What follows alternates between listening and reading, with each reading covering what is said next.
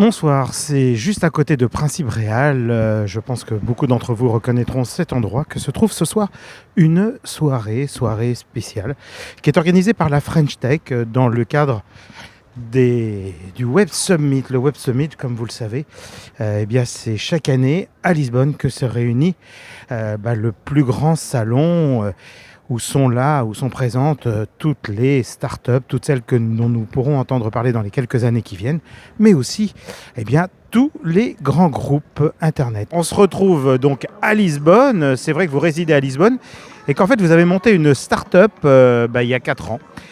Cette start-up aujourd'hui, vous êtes allé la présenter directement. Vous étiez présente ces derniers jours au Web Summit. Vous y étiez aussi l'année dernière. Et là, vous êtes en pleine levée de fonds. Alors moi, justement, j'aimerais bien un petit peu comprendre le sens de cette démarche parce que c'est vrai qu'on parle du Web Summit, mais j'aimerais justement que vous puissiez nous parler un peu plus justement de comment vous êtes venu cette idée. Parce qu'initialement, j'ai cru comprendre que vous travailliez au Quai d'Orsay. Alors du Quai d'Orsay au Web Summit, parcours pour le moins particulier. C'est ça. Alors effectivement, j'ai un parcours un peu atypique pour une cofondatrice de start-up. Mais en fait, quand on y regarde bien, il y a un fil rouge. Donc moi, effectivement, j'ai passé 6 ans au Quai d'Orsay. Donc diplomate pour le compte du ministère des Affaires étrangères en Afrique et à Paris. Mais j'ai toujours travaillé sur des projets de coopération dans le domaine du développement durable et toujours en lien, entre autres, avec la filière des startups, des green tech. Donc dans le domaine de l'efficacité énergétique, de la conservation des ressources naturelles, etc. Donc j'ai toujours eu cette fibre. Et en arrivant au Portugal pour des raisons personnelles, d'envie de changement, de qualité de vie, j'ai assez vite rencontré celui qui allait devenir un de mes futurs associés. Donc j'ai rencontré là un groupe d'entrepreneurs avec un background très technique pour le coup, intelligence artificielle, système d'information géographique, cloud computing, etc. Et on s'est dit que tous ensemble, on avait envie d'utiliser cette technologie pour résoudre des problématiques environnementales. Alors justement, ma question c'est pourquoi Lisbonne ? Pourquoi vous ne l'avez pas fait en France ? Parce que vous aviez quand même toutes les relations, puis vous êtes française. Oui. Alors encore une fois, moi je suis arrivée sans savoir sur quoi j'allais tomber, mais chacun de nous, on est 4 fondateurs, on a tous une raison particulière d'être au Portugal.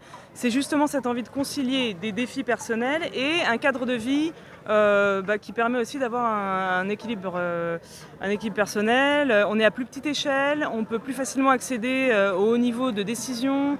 On a un écosystème qui grandit, en fait la scène tech ici elle est en train de se développer. On a plus facilement accès aux décideurs, on a plus facilement accès au capital, au venture capital par exemple.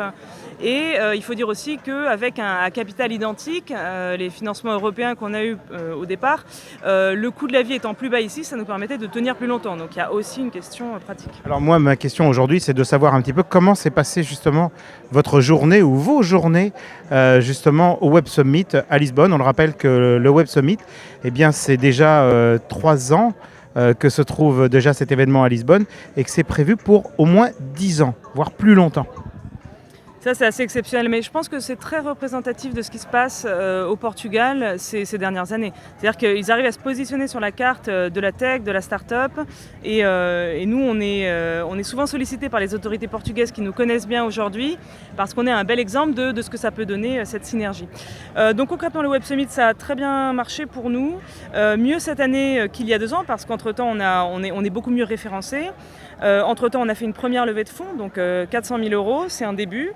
Et j'en dirai un peu plus peut-être plus tard. Et au Web Summit, nous aujourd'hui, on a rencontré des investisseurs, donc du capital risque, européens, portugais, mais pas seulement, anglais, français, etc. On a potentiellement du business aussi. On a plusieurs fondations d'entreprises qui sont venues nous voir parce qu'on est positionné dans le domaine du carbone, de la compensation carbone, en nous disant qu'aujourd'hui, de plus en plus de grands groupes cherchaient des solutions fiables pour savoir exactement de quelle façon étaient compensées leurs émissions carbone. Donc nous, on est précisément sur ce créneau-là. Et on a aussi tout l'écosystème des startups, c'est-à-dire des intermédiaires qui viennent nous proposer de collaborer, de répondre à des challenges d'innovation, etc. Alors Carlos Moedas, qui est le nouveau maire de Lisbonne, on le rappelle. Donc Carlos Moedas a fait une annonce qui n'est pas passée inaperçue parce qu'il a quand même quasiment déclaré qu'en fait les licornes devraient être demain à Lisbonne et ne pas être ailleurs, sachant que le Web Summit se tient à Lisbonne. Pourquoi ne resterait-elle pas ici en permanence tout au long de l'année ? Vous en pensez quoi ? Alors moi déjà, je voudrais réagir sur le terme de licorne. C'est pas forcément ma vision d'une start-up réussie. La licorne, elle va très vite, très fort et elle est pas forcément tournée vers l'impact de long terme et encore moins l'impact social ou environnemental. Donc nous, on vise pas forcément à être une licorne déjà et on le dit très clairement. Voilà, c'est pas forcément notre modèle.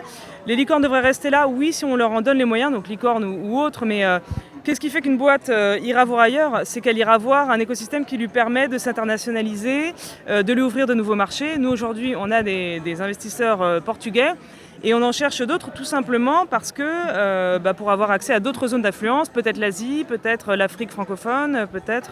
Est-ce que vous pensez, Marine, que le Portugal peut répondre en tout cas à vos attentes aujourd'hui ? Oui, mais ça ne suffira pas et ça, tous les investisseurs portugais, les premiers, vous le diront. Il faut très vite chercher l'internationalisation. Nous, on se positionne sur des enjeux environnementaux qui, par définition, se passent à très grande échelle, sont globaux. On travaille avec un satellite de l'Union européenne, parfois aussi avec des satellites de la NASA. Donc on est sur une échelle globale, absolument pas portugaise. Voilà, une échelle mondiale. Eh bien, c'est donc à Lisbonne en fait que l'échelle mondiale peut se trouver. Merci beaucoup, Marine, pour avoir répondu à nos quelques questions sur la French Radio. Et puis, bien, vous nous rappelez le nom de votre société, parce que si même des personnes sont intéressées, ils pourront toujours, par ce biais, pouvoir vous contacter. Oui, eh bien, merci de m'avoir reçu. Donc c'est Tecelo, on est basé au Portugal et on fait de l'intelligence végétale. On surveille la végétation, la forêt, partout dans le monde à grande échelle, avec des images satellites gratuites et de l'intelligence artificielle qu'on développe nous-mêmes. Merci Marine, à très bientôt et bon succès pour votre prochaine levée de fonds. Merci beaucoup. La French Radio, Portugal.